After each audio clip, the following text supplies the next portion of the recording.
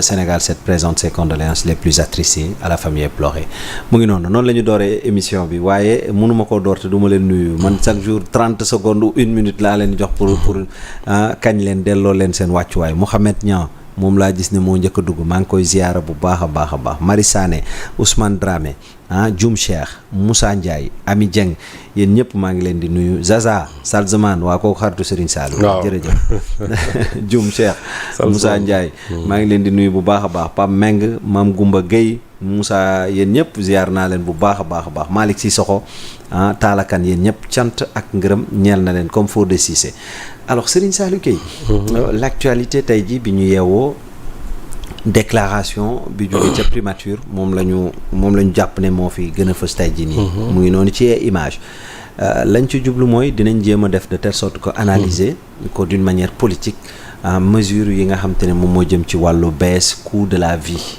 alors déjà nga nekk ku koy jàngat ni réew mi toll lan mooy say première impression ginnaaw bi ñu annoncé ne gouvernement bi wàññi na yenn ci ay njëkk. waaw di ko rafetlu comme sénégalais yëpp. waaw di ko rafetlu parce que dafa nekkoon d'abord un engagement électoral. Deuxièmement aussi mu nekkoon lu Sénégal yi doon xaar bi nga xamante ne président Bassirou Diomaye door na bi ko Sénégal yi fale ba léegi. gis nga sax certains hommes politiques ou bien certains hommes des médias. chaque fois bu ñu daan def yenn sorties yi pour critiquer bien sûr. et c'est de bonne guerre. bon lu ñu daan wax mooy li ñu waxoon ba léegi dafa guñ ko le recours de la vie et cetera parce que nit ñi dañu doon def benn comparaison entre le président Macky Sall bi mu accédé au pouvoir nga xam ne moom ci biir weer boobu ci la def la réduction des prix. ñii ils ont attendu quasiment 2 mois pour pouvoir le faire mais ça peut se comprendre dans la mesure où bu fekkente ne dafay am ay baisse yoo xamante ni ça se fait dans la précipitation sans pour autant nga jël l'avis de tous les acteurs producteurs consommateurs associations des consuméristes et tout ça boo deful ndànk di nga yokk mais suupa da ngay wàññiwaat dëgg la. et je crois que ñii loolu lañ bëggoon éviter. Et ce qui est sûr et certain ils ont pris toutes les dispositions en tout cas de façon durable pour que prix yi nga xamante ne moom lañ wàññi ñu war ko maintenir foofu. loolu moom c'est essentiel. donc ñi nga xamante ne fan yëpp ñu ngi doon wax. je crois que tey c'est le lieu quand même de saluer l'ensemble de ces mesures. gis naa si nag ñoo xam ni déjà concernant surtout le prix du pain. bon encore si je dirais que c'est de bonne guerre. parce que le prix du pain la baguette de pain c'est à 175 ñu réduire ko de 15 francs. waaw léegi am na ñu naan mais 15 francs lan lay signifier. waaw ñu bëri loolu la ñuy wax. mel ni ku xeeb mbir mi. waaw mais loolu ji bi mu neex na analyser. nan lañ koy analyser. parce que soo xoolee par exemple 2012.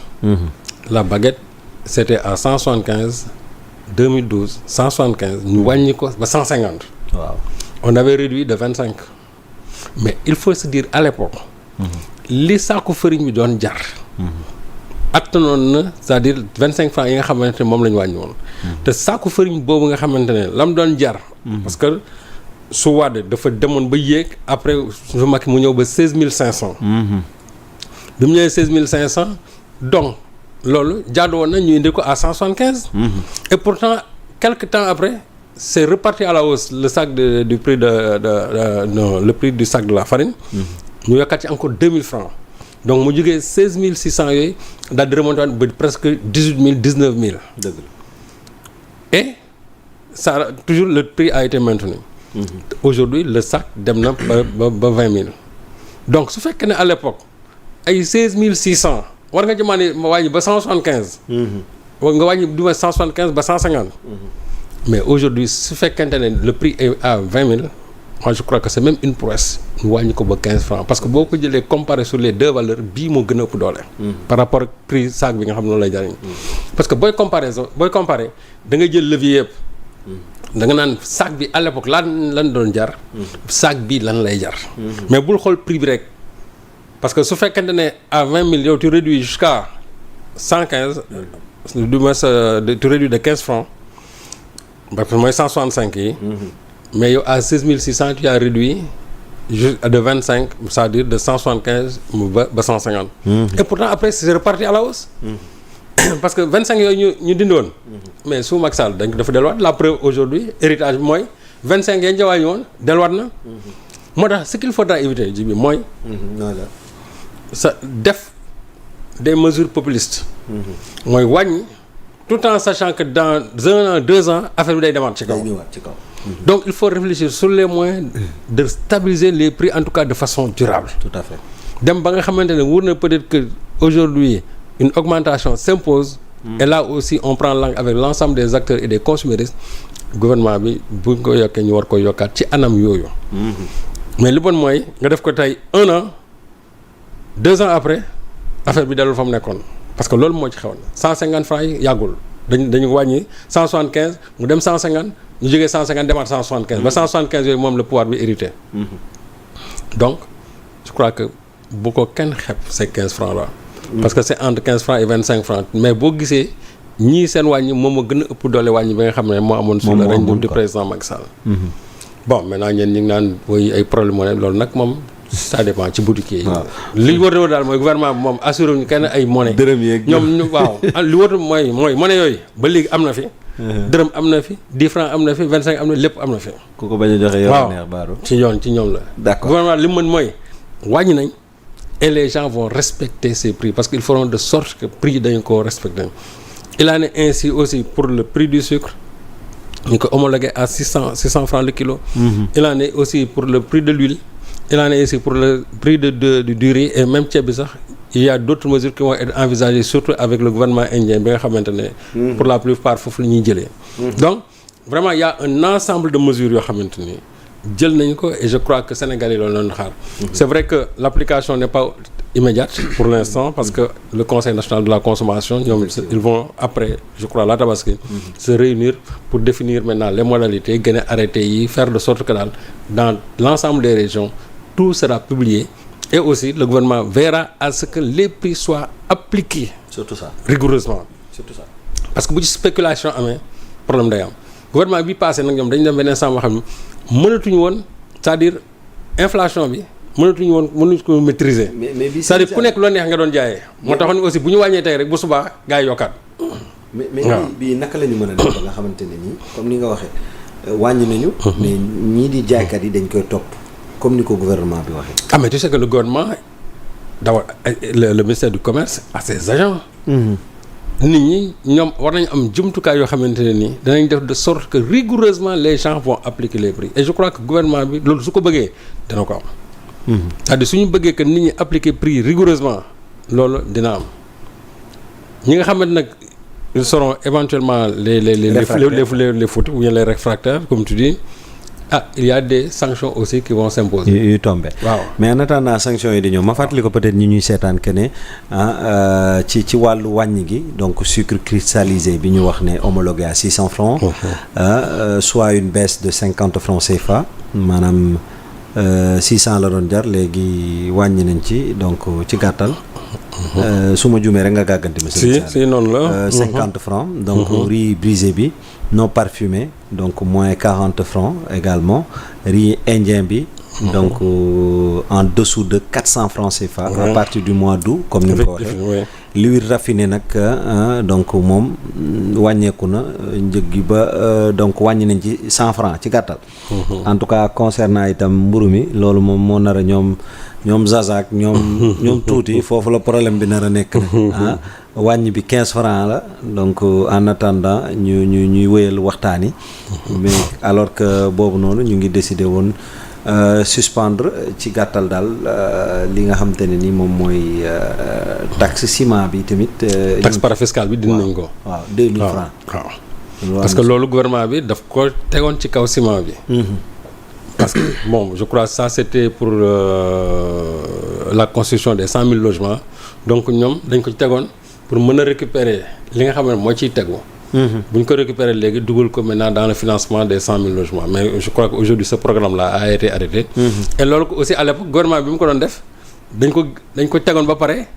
daal di ne saako yi du yokk. waaw ça laatoon du yàgg. ñoom tam ñu ne loolu mënuñu ko c'est-à-dire gouvernement mun ñëw imposer benn taxe parafiscale ba pare tourner daal ne ñoom aussi du ñu yor seen i produits. Finalement gis nga ça s'est répercuté sur en tout cas la tonne. Et loolu clients yi ñoo ko mujjoon di supporter. Heureusement que ñii ils ont am ci yërmande ba pare dindi taxe boobu et loolu aussi logiquement ça doit aller dans le sens de réduire la tonne de ciment. waaw même su doon 25 lañ ci wàññi aussi ci sac bi. nañ ko wàññi parce que loolu ça se retrouvera dans la poche bien sûr des clients ou bien des consommateurs. Voilà. Alors beneen bi mooy ci wàllu li nga xamante ne moom mooy gouvernement bi. di wax ci wàllu soutenabilité budgétaire mun naa ko waxee noonu. Naka la bees yi nii Serigne Saliou ñu mën koo daal di maintenir sans affecter négativement ci budget wu état.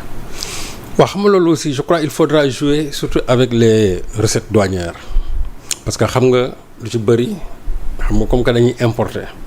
Donc foofu bu fekkee ne avec les services de la douane xool nañ comment ils doivent alléger par exemple yenn taxes douanières yi. bu ñu jouer ci loolu ak jouer aussi sur certaines niches fiscales. En ce moment-là gouvernement bi dina mën a jël xaalis boobu c'est-à-dire loolu nga xam ne war a nekk ay pertes compenser ko sous forme de subvention ñu dugal ko foofu. Donc loolu ñoom c'est des y a des brillants économistes ñoo xamante ni xam nañ liggéey bi.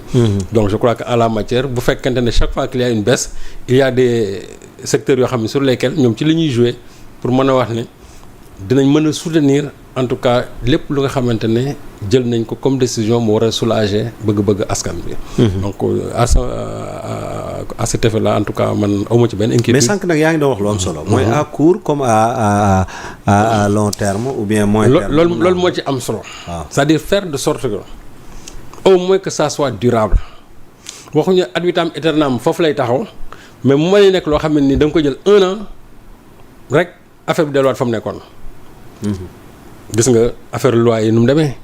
dañ koy wàññi. surtout loolu wàññi. yàgg nañoo ñu toog 2 mois 3 mois après affaire bi ça repart à la hausse. day ñëwaat ni mu meloon. et sax yooyu mooy gën a graaw ji parce que dootoo ko contrôler.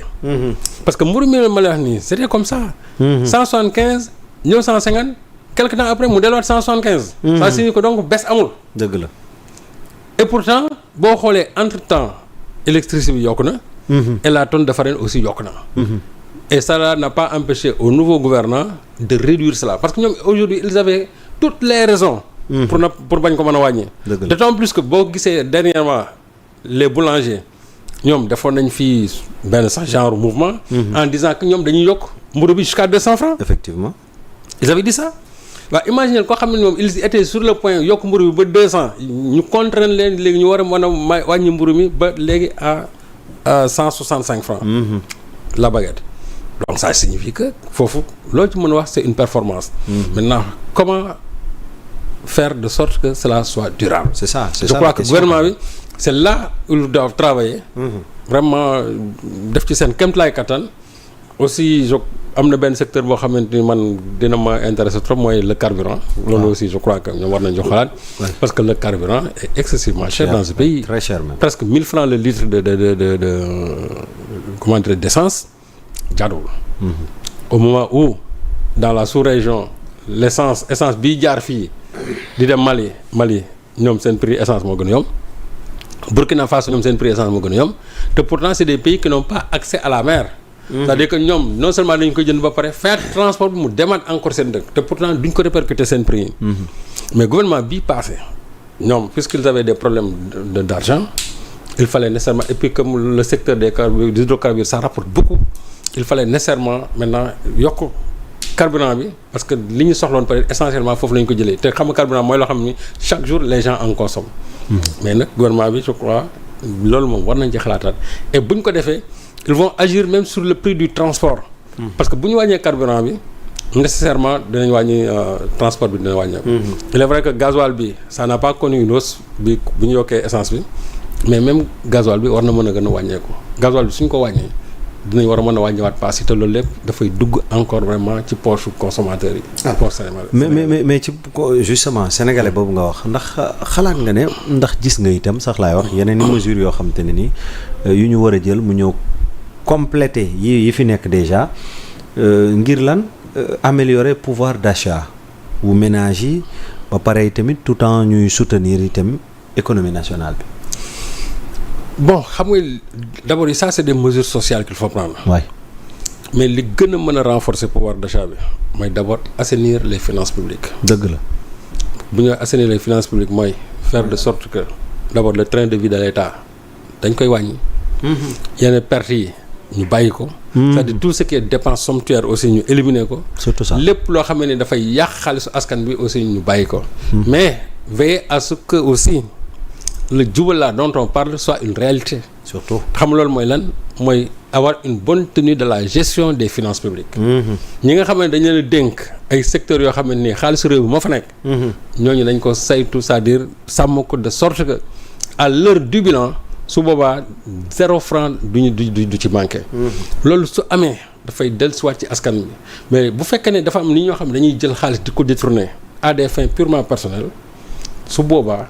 li nga xam ne moo waroon dem ci askan bi day dem ci poche dans des poches particulières. te loolu dina indi jafe-jafe pour nga mën a soutenir li nga xamante ne mooy war a jëm ci askan bi. donc loolu c'est extrêmement important te comme que donc nouveau gouvernement yi vraiment ils ont ce slogan jubal jubanti boobu. et déjà ça a commencé parce que il y a des audits qui ont été lancés xam naa loolu dinañ ci dellusiwaat. donc loolu bu ñu ko defee rek je crois que Sénégal dinañ xam ne. xaalis am na fi. parce que xaalis am na fi mais xaalis bu bëri dafay dem ci poche yoo xam war foon dem. c'est ça. soo gisee aujourd'hui la profondeur même des détournements de deniers publics ji bi da ngay yéeme. parce que imaginez quelqu'un qui détourne plusieurs milliards. parce que fii boo jëloon rek l'argent du Covid aujourd'hui moi j'en ai vu des gens yoo xamante ni presque 30 milliards yoo xam ne dem na ci seen i poches mais 30 milliards ñaata ambulance nga ci war a mën a. ñaata construction infrastructure scolaire ou bien sanitaire nga ci mën def. bëri na te loolu benn ci dem ci benn poste benn nit imaginez maintenant si c'est plusieurs personnes. donc côté boobu je crois que gouvernement bi moom nañ def de sorte que ñi nga xam ne yëpp dañu lekk xaalis askan bi et loolu le premier ministre l'a dit la fois passée.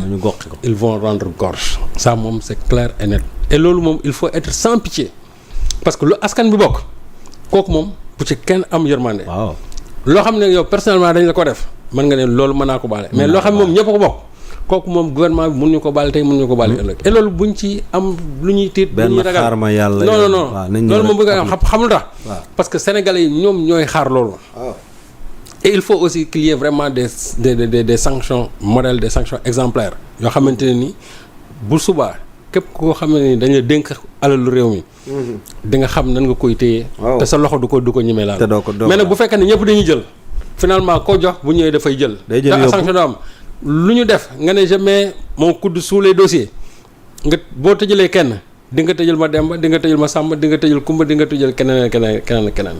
mais boo sanctionné benn nit sanctionné ñaar c'est-à-dire ku ñëw war nga mën a jël yat bi teg ko ci kawam. et je crois que dëkk noonu lay demee amul Kumba am ndey. amul Kumba amul ndey. c'est-à-dire ku fekkante ne da nga jalgatee.